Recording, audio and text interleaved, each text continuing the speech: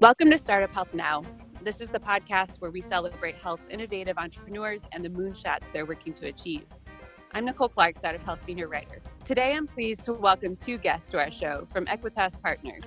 Aequitas is an executive search firm within the healthcare tech space, and they have a concentration on growth stage companies. I'm talking with Tim Gordon, founder and managing partner, and Polina Hannon, principal, which she joined after spending 8 years actually as portfolio director at Startup Health, for those of you that don't know, and she was the company's first employee there. So it's a special treat to have you both. Thanks for having me here. So these days, I feel like I've had a slightly selfish motive with these podcast interviews. They've been a means for me to kind of have this personal connection to the world outside of my home in Baltimore. And I like to start them by simply asking, how are you? And maybe as each of you answer that slightly weighted question, if you can offer a quick introduction as well. So Polina, we can start with you. Thanks for having us on, Nicole. And it's such a loaded question because I think it changes every single day in terms of how we actually are as people. It's a bit of an up and down experience, but for the most part, good. It's been an interesting ride over the past 2 months, I think, from everything that is going on in the world and also personally. My first day with Aequitas was actually the very first day of the shelter in place order at New York City. So starting a job when you're working from home where you don't actually know what your job actually is an interesting and nuanced experience. I think, you know, for Tim and I had a bit of an unfair advantage because we've known each other and have worked with each other peripherally for the past nearly a decade, actually. And so I think we got a bit of a head start being thrown into it, but not having too much of that initial awkwardness going on. So all in all, doing well. That's good to hear. And Tim, I'm curious to hear more about your background, and also, you know, on a personal note, what it's been like to be at the helm of a company that's in the health space right now. Yeah, sure. And so, you know, I think to answer your first question, how am I? Better than maybe the last week of March at this point, right? I think things were a little crazy for a while. There was a lot going on and it happened very, very quickly. And so it's sort of just been a gradual march for me since then to some degree of normalcy, whatever that is. And so I'd say more good days than bad now, and some square footage to spread out in our new home. And it's sunny today. So all things considered, we're healthy, the sun's out, and things could be worse at the moment. As far as my background goes and what it's been like to try to manage a company through this, it's, you know, I've been doing search and talent at the executive level for the better part of a decade. And nearly all of that has been in and around healthcare and high growth healthcare in particular. And so, you know, I founded our firm almost 6 years ago. Unfortunately, I think we're going to celebrate our 6th birthday in quarantine at the beginning of June, which is a bit of a bummer, but yet I think exciting that we're hitting that kind of a milestone as a business in spite of what's going on in the world. And, you know, the transition for everything related to COVID it's been a challenge, right? I think that it was a shock to the system at the beginning. And I think that that's okay. I think when things like this happen, I think you're allowed to be thrown off kilter for a minute, and then you got to get your act together and keep moving, right? And so for me, it was about, you know, how do we kind of get a grip on what's actually going on here, make a plan for now, make a plan for the near term, and then one for the future, and say, we kind of know that this is going to be a bit of a moving target and that some things are probably going to change, but that's okay. And so, you know, at first it was about financial health of the company, and then it was about mental health for the company, making sure that everybody on our team was in a good headspace so that they could deliver, because we've still got a lot of work to do. So big time exercise in change and crisis management, but you know, maybe a free MBA, I guess. Sorry, Paulina, you paid Yeah, for that yours, hard-earned right? Yeah, experience. I was gonna say that seems like a bit of a dig. I promise it's not. I like your mention of the importance of focusing, both on the mental health of the people in your company as well as the business. The two certainly go hand in hand. Another question for you, just out of my sheer curiosity, we Mhm. are hardwired for connection, and in this time of isolation, we're having to get creative in terms of how we create community. What are some of the ways that you both have been able to stay connected during this time of isolation? And Tim, if you want to take that one first. Yeah, sure. A couple things. At the company level, we pretty quickly, once we were all remote, started doing what I've affectionately dubbed silver linings happy hours. And the goal of that is to, at the end of a week, usually every other week, get everybody together. And really the only homework people have when they come to that conversation is they got to reflect on and come say out loud some things that they're grateful for that week. And because I found that the practice of saying those things out loud is kind of a little cathartic in a lot of ways. And it's a good reminder that we need to focus on what we have versus maybe what we don't in times like this. I've done a lot more one-on-ones with the team. Obviously, they're all virtual, but I've done, I think, more in the last 6 weeks than maybe even in the last 6 months. And I don't know if that's a good thing, but that's something that's been increasingly important. And I'd say nearly all of our internal interactions are either on Zoom or FaceTime. We try to make a point of still seeing each other. And, we kind of have an unfair advantage too, Nicole. Most of our work involves talking to people, right? So when you're on the phone all day, you kind of forget that this is all going on because it feels kind of normal. That's what we do every day. And so we kind of get to live through other people's experiences. And then, on the personal level, I'm very lucky that I'm not a solo act right now, right? I have my wife and my son, and we're all under the same roof and healthy. And so they keep me sane, and I get a lot of satisfaction and connection from that every day. And then tonight we're going to do a virtual graduation party for my cousin, my godson. There's going to be like 50 or 60 family members on it. So people are getting creative. You do what you got to do. But I don't know. It's different. That's for sure. Yeah. I think that's building that community is one of the things that we've done well internally as a team. I think those informal gatherings have actually been pretty key. We've also been doing about once a week. We'll just leave a Zoom line open for about an hour and a half, either during breakfast or during lunch. People will just hop on and chit chat and do their work together virtually. But there's still having that informal chatter going on where there's music playing in the background is actually quite nice. It makes you feel like you're part of that bit more traditional office environment where you can still have that water cooler kind of conversation if water coolers still exist. So that has been really good. And one of the things that I'll actually commend Tim on back to the mental health aspect is that last week, Tim made the executive decision to give us a mental health half day. So we had a half day on Friday. And that was actually just so nice because it gave you a little bit of that space to breathe and have a bit of freedom that doesn't have that kind of structure usually when you're trying to figure out what day you're a part of. So I think on the team side, community has been really good. On the personal front, I have the exact opposite of what Tim has in that I'm in a New York City apartment on my own. And so the walls haven't started to close in a little bit yet, but they are talking to me at times. So I found that talking back has given me that sense of community.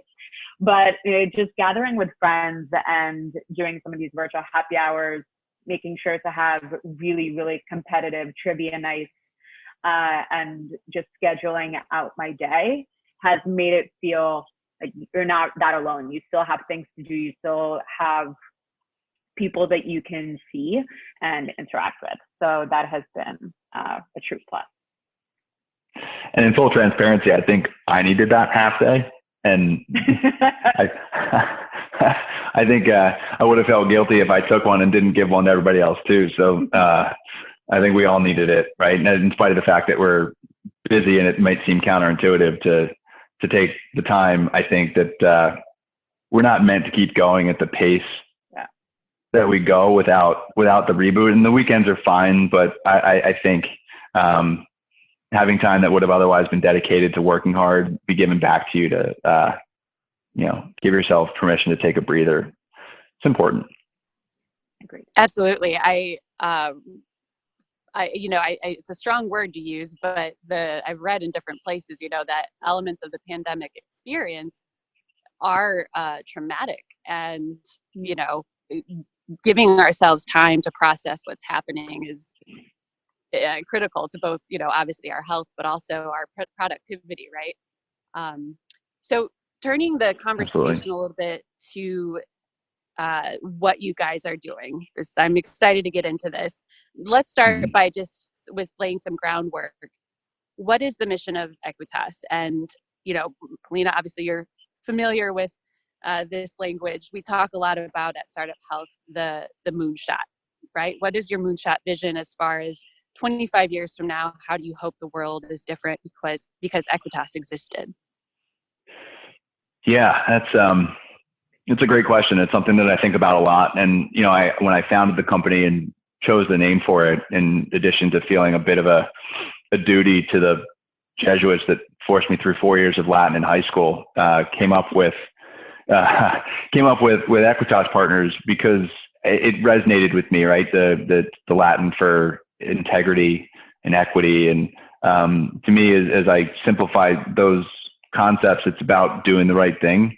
And so that was sort of the underlying principle that we built this on. And so the question then was like, well, how do we apply that to the work that we do, which is helping organizations build great leadership teams, particularly in healthcare. And so what I envisioned was simplistically, completely changing the hiring experience that organizations have in this industry. And then as a result, allow those organizations to make a huge impact on healthcare. So I kind of measure our impact in our clients' impact, which as we've grown and continue to work with more and more organizations is diverse and super exciting, right? And so we kind of want to get to a place where the paradigm shifts a little bit and founders are actually excited to or look forward to that inflection point where they can partner with us or an organization like us, versus viewing it as this, vendor / cost center relationship that is either forced on them by an investor, or they feel obligated to do it, or they just don't feel otherwise equipped. And it's this thing that they must do. Right. And so I think that we've built a process and we've hired people and built a culture, and expect to have a certain kind of relationship with our clients that changes that paradigm, hopefully, right? And ultimately makes working with us to do stuff that's incredibly important to the growth of their organization a little bit more fun, frankly, right? Obviously the results are important, but I think it can be fun along the way too. And so that's a big part of the ethos, I think, for how we come at stuff. So right now, can you give us a bit of a life in times, kind of a day in the life of the team at Aequitas? What are some of the regular rhythms that drive your work right now? Yeah. Well, first, busy, right? And not busy as in the fairly cliched response that most people will give you when you ask them how they're doing. We're like really, there's a lot going on. I look up every day and see that it's 6 o'clock and I have no idea how it happened. And the same thing happens when Friday rolls around. I almost wish for more hours and more days. And I think that seems to be consistent across our team. And because we might be in different places, but our days are full. We've got a bunch of searches that are underway. So I think our day-to-day cadence looks an awful lot like it did on March 1st. People are just doing it in different places. We've got a couple that are getting ready to finish. We're fortunate that we have a few that are getting ready to start in the next week or two. So we're prepping for those. And then I'd say over the last 3 to 4 weeks, we've layered in some other pretty exciting projects alongside of our day-to-day. things like launching our Q2 newsletter, getting our website up to date and overhauled, and everybody played a role in those things. And then we've used a bunch of the whatever spare time we've had to drop into work on our process and our infrastructure and our systems, so that everybody's involved in making those things better. Because obviously, I think if we can refine those things now, they'll perform exceedingly well when things go back to whatever normal is going to be. And then obviously a big part of the last couple of weeks has been the building and launch of the Health Talent Exchange. And so that was a total team effort, and everybody owned a part of it. There's a lot of work, but on a day-to-day basis, and still everybody's got a role to play in making that thing super successful. Yeah, and I think that's a good transition point to talk about it. So what is the Health Talent Exchange? Why did you launch it? And what are some of the challenges that you're addressing? It really is a team effort. And I think it actually stems from what Tim was talking about, the ethos behind our company, which is doing the right thing and having integrity behind it. So as we saw the effects of everything that was going on within the pandemic that we're all experiencing, outside of the health-related issues, there is a huge issue within the job sector. And now with 30 million people being unemployed or filing for unemployment, we knew that we needed to do something and try to get back to a community and an ecosystem that we hold really dear. Both Tim and I have effectively spent the majority of our professional lives within the health innovation space, and we wanted to make sure that the people there were taken care of. So the Health Talent Exchange was really born out of that really big issue of knowing that there's a disconnect between the people who are seeking jobs and the people who likely are hiring. And the job search process on the best of days is overwhelming and frustrating. And it takes such a long time to get through. You have to make a lot of decisions, but frankly, you have to do so much of your own research and so much of your own digging. Like, the onus winds up being on the candidate. So we wanted to take some of that away when we launched it. So the Health Talent Exchange is effectively the most authentic place where you can go to find jobs within the growing health tech sector. We want to make sure that it is only surfacing up the jobs that are actually being hired for today and that are not stale, so that somebody who is looking can actually find jobs that they can apply for, that they're not going to be taken down within a day or have somebody not look at their resume when they throw it across the line. So we found that in launching all of this, there were a few things at play. There's companies that are still growing and hiring, but you don't know who they are. You don't know where they are. You can't really don't know where to find them outside of the really big companies that have the money to promote and advertise on some of the paid job searches. You have a number of people, obviously, who've been displaced. And you also have people who have been galvanized and who've been inspired to join the health tech sector in order to lend their areas of expertise to the companies that need it. But you also have companies that are within a cash constraint, right? Ones that they know that they need to hire somebody on the marketing side or the engineering side, but they may not necessarily need them full time. So they could use them for a part-time project or a consulting effort or a contract relationship. So the Health Talent Exchange really brings all of those different sides of the marketplace together. And as of this recording, we're happy to report that there's about 450 jobs up on the Health Talent Exchange. They are everything from sales, operations, design, engineering, administrative work, marketing and writing, and everything in between. They're senior positions all the way down to entry-level positions where someone can just jump in and get started. And we're really proud of that effort. Well, congratulations. That's great to hear as far as the number of submissions that you've received so far, it feels almost like the health talent exchange that you guys have created offers also this safe space. There's a lot of vulnerability involved in for startups thinking about their leadership, and the health talent exchange is, a curated space that is being, motivated by the moral underpinnings of Aequitas. So it seems like it's almost, mitigating some of that vulnerability. Yeah. One of the things that was actually most surprising to me in all of this is that one piece of the talent exchange is an opportunity for a candidate to be able to add themselves to a list, a talent network, if you will, of being able to say, it's like, here's who I am, here's what I'm looking for, here's what I'm great at.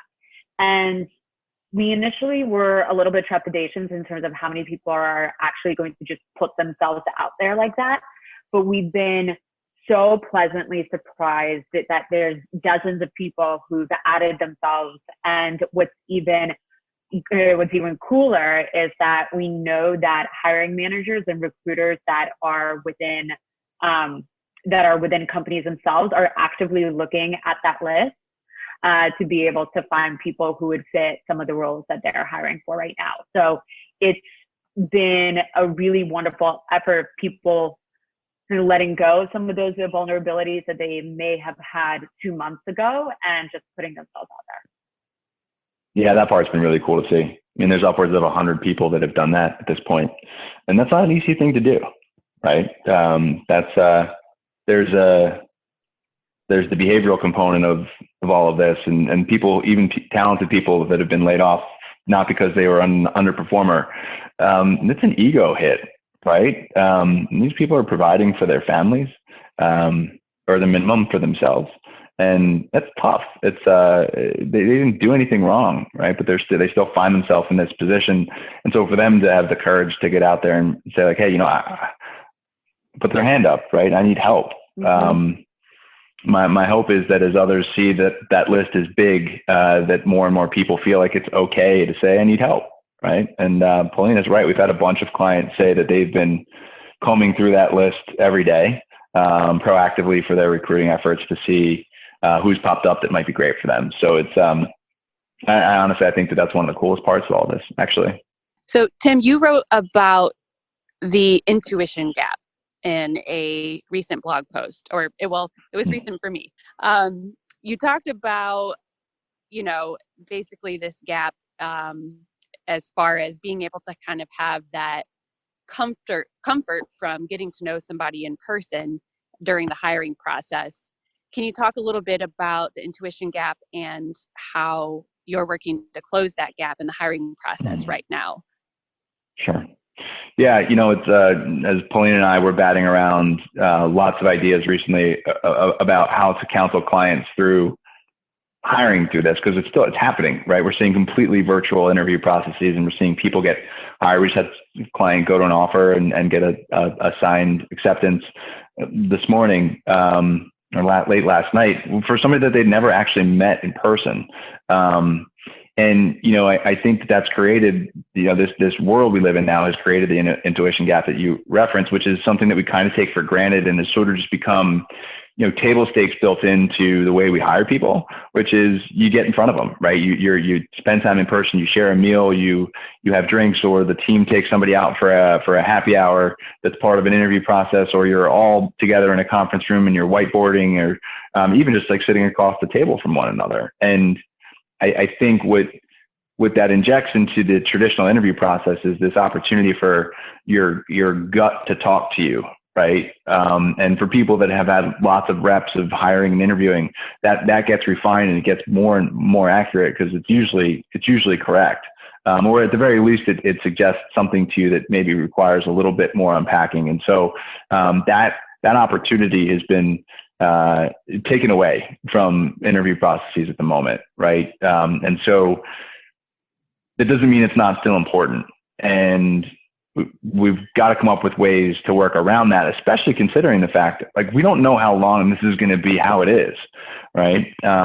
If you're in sales, who knows when the next time you're getting on a plane to go see a health system in person is, right? So maybe we need to have an interview process that figures out if somebody's good at selling remotely.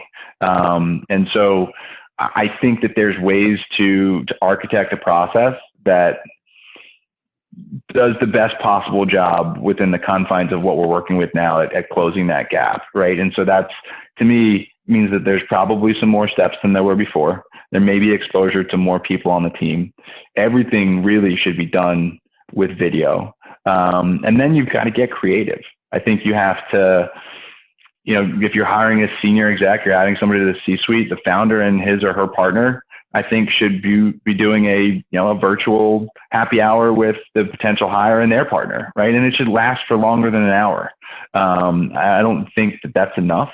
You could do virtual whiteboarding sessions. There's so many platforms right now that allow people to collaborate online. I think you just have to think differently about your process, and it has to be very well organized. You need a roadmap. Candidates need to know what the process is before they get involved in it. You don't want to keep adding more steps when they thought that they were done. And then, I think you really have to over-rotate on references and back channels to the degree that you have them, right? For the things that normally your antenna would go up on if you're meeting somebody for dinner, you got to talk to those references and really dig in on those topics. And hey, is it perfect? Is it a complete replacement for really spending in-person time with somebody? Maybe not, but this is what we got to work with right now, right? And it can be successful. And I think if you build a process that's successful now, it will almost automatically be successful afterwards, when we're not under the duress that we're under now. And I think that one of the things that goes under appreciated is the reflection that process has on you as an organization. So if the candidate sees that you're disorganized, or that you are not clear in your directives, or the way in which you handle some of those collaborative efforts, that's a reflection on what it's going to be like when you join. And the other thing that we're talking to our clients about now is that the hiring process doesn't actually stop when the contract is signed. Is that you actually have to start to really think about your onboarding process. Is what happens at 9 a.m. on that Monday? Where does the person who's now no longer a candidate, but who's now a team member, where does that new team member log in? Who do they talk to? What do they have to do? They're not walking into an office where they get to shake hands and just interact with people. So scheduling out that first full week, that first full month, that quarter is going to be pretty critical. Having internal accountability so that you can start to check in on people in a high touch way, but also with a purpose, that it's not these interactions of, hey, how are you doing? Where you're just asking, but you're not really sure what to do. Like, how is the new team member know how to respond to that? They don't know personalities well enough to be able to know how to gauge that kind of question. And I think the biggest challenge to recreate will be this notion of osmotic learning, where if you're sitting in an office, you kind of overhear conversations and you pick up the lingo, you pick up what needs to happen when, where, and how things are handed off from one person to another. And that's just not something that can happen when you're working from home because you're isolated, right? So throwing in these new team members into conference calls so that they can listen in, having prep meetings and debrief meetings so that you can explain why a certain interaction took place, why certain questions were asked, why certain deliverables were done in the way that they were, will bring that person up to speed really quickly, and then make up for some of the things that you may have lost when you were doing that kind of onboarding in person. Well, I feel like this is a good segue for the last part of our conversation, which is looking a little bit more broadly at what are some of the changes that we hope stick around in a post-pandemic world. So I'm going to tee up these last couple of questions with something I read earlier this week that, in a nutshell, says pandemics change history, and it's an article from early March, which feels more like 6 years ago at this point. But it's a piece from the New Yorker, an interview with Frank Snowden, who's a professor emeritus of history and history of medicine at Yale, and he writes, pandemics are a category of disease that seem to hold up the mirror to human beings as to who we really are. They reflect our relationships with the environment.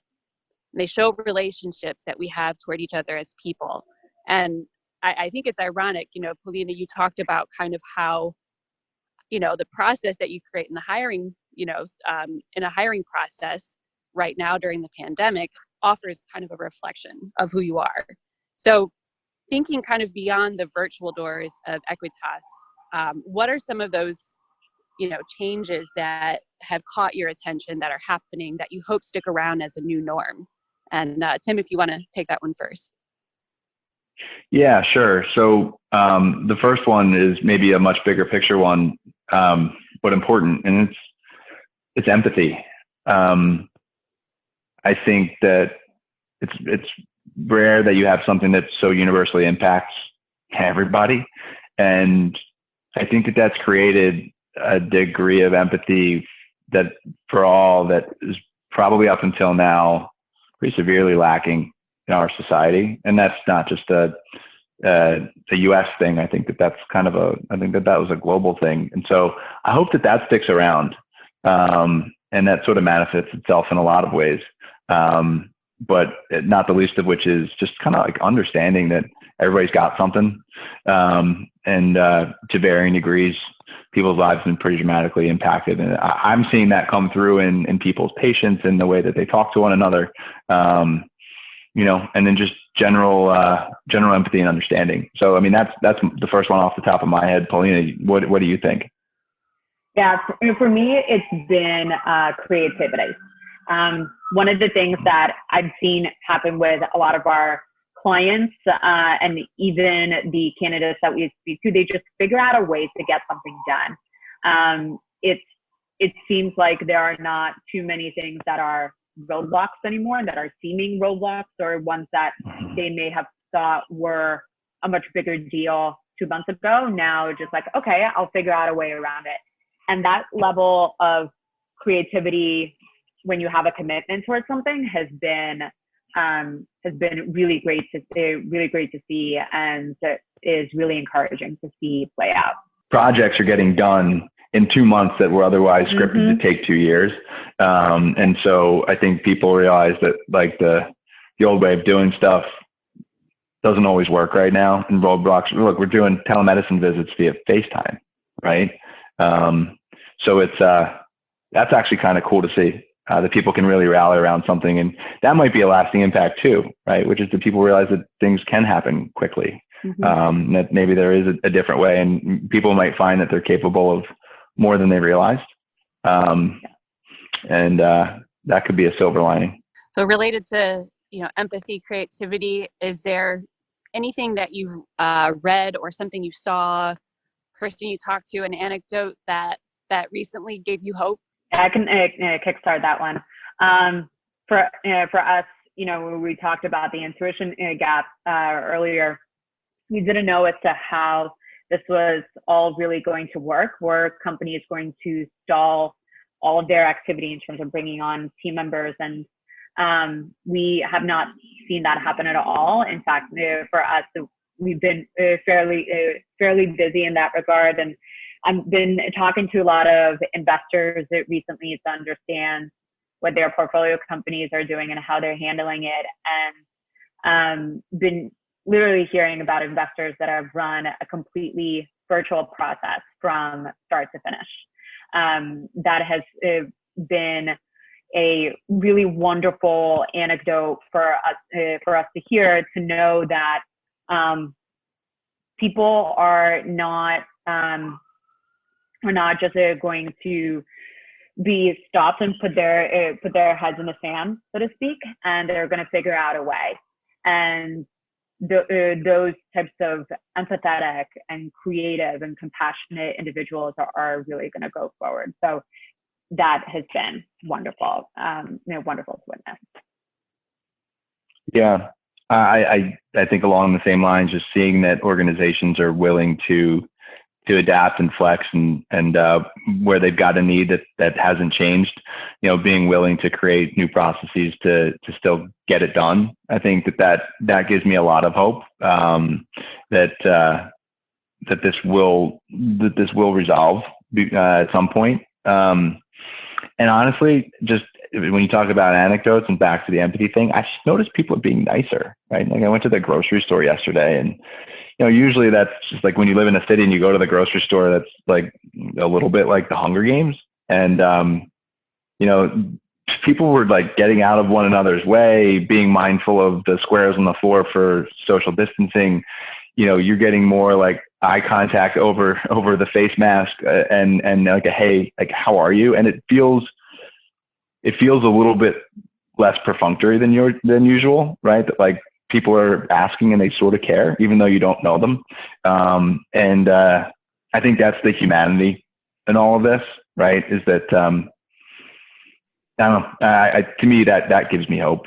And so I think if you're looking for it, there's definitely things out there that could lift your spirits a little bit. This conversation has lifted my spirits. I really appreciate you guys joining me. And I know some of the questions around, whether it's that silver lining or we call it positive focus at Startup Health, it seems more important than ever to really try to continue to see, the things that we have to hope for. So thank you guys. For our listeners, you can learn more about the work that these two are doing at Aequitas at aqpsearch.com. Tim and Polina, it's been a pleasure.